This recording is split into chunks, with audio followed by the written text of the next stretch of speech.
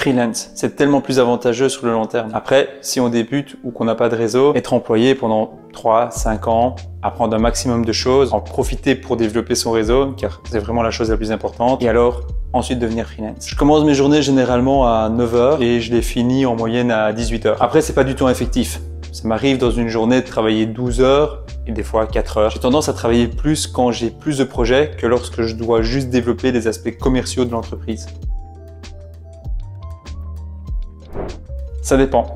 Dans la consultance, le taux journalier pour un junior sera de 350 à 400 euros par jour, mais le junior est généralement employé et gagne plutôt 2500 euros net par mois. Après 3 à 5 ans d'expérience en tant que freelance, vous pouvez demander 400, 500 euros par jour. Et enfin, avec 10 ans d'expérience, c'est là que le gap se creuse fortement entre un employé et un freelance. Un employé va gagner entre 3500 à 4000 euros net par mois et un freelancer pourra demander entre 600 jusqu'à même 750 euros par jour. Après, ça va dépendre aussi du pays dans lequel vous êtes. Ici, moi, je parle pour la Belgique. Je sais qu'en Suisse, au Luxembourg, voire à Paris, en France, les taux journaliers peuvent grimper jusqu'à 900, voire même 1200 euros par jour.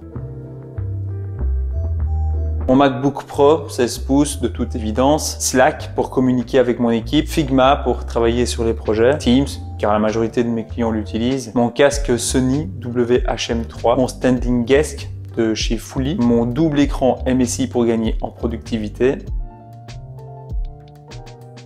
Le repos. Pour moi, si on n'est pas assez reposé, c'est pas possible d'être efficace ou de profiter de notre temps libre réellement. J'applique à la lettre l'excellent conseil du livre One Thing, c'est de planifier et d'organiser pour 1 an toutes les vacances dans mon agenda. Comme ça, je n'ai pas la possibilité de les annuler. Entre 12 et 14 semaines par an, je dirais. Là-dedans, je compte aussi du work from anywhere, donc le fait que je puisse travailler de n'importe où je limite mes journées drastiquement de travail pour vraiment profiter un maximum, généralement pour faire de l'escalade ou découvrir des lieux sympas. Alors, je sais pas s'il existe un profil type pour devenir UX designer. Comme je l'expliquais dans une de mes vidéos, ça demande d'avoir des compétences un peu opposées. Il faut à la fois avoir des compétences analytiques pour capturer des données qui vont permettre de prendre des décisions dans la conception d'un produit. Il faut avoir des compétences en psychologie humaine pour comprendre les besoins des utilisateurs. Et il faut avoir un côté créatif pour réaliser des maquettes graphiques. Par expérience, les profils qui sont devenus les meilleurs UX designers que j'ai formés avaient plutôt des profils de business analyst, de project manager, de copywriter, de marketeur et de designer. Et enfin, ce que j'ai observé, c'est que les profils analytiques avaient plus facile à aller vers le côté créatif que l'inverse. La mienne, évidemment, celle de la UX Academy. Non, je rigole, enfin, à moitié. J'avais déjà expliqué dans une autre vidéo, la définition même du UX designer est déjà compliquée. Alors, trouver une formation complète sur le sujet, c'est pas encore évident. Après, j'ai envie de dire, peu importe le domaine d'expertise, le plus important, c'est de suivre quelque chose qui vous plaît et d'affûter vos compétences sur le terrain.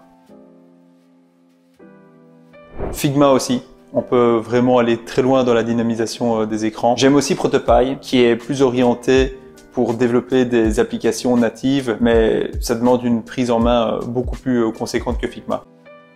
Faites quelque chose qui vous plaît, apprenez un maximum et surtout profitez de la vie. Et pour la marque de papier toilette, j'utilise quoi? Ah, ça je peux pas? Ah, bon, désolé. N'oubliez pas de vous abonner à la chaîne, de mettre un petit like sur cette vidéo et d'activer les notifications et tout le tralala, les commentaires, etc. Je vous dis à très bientôt. Salut!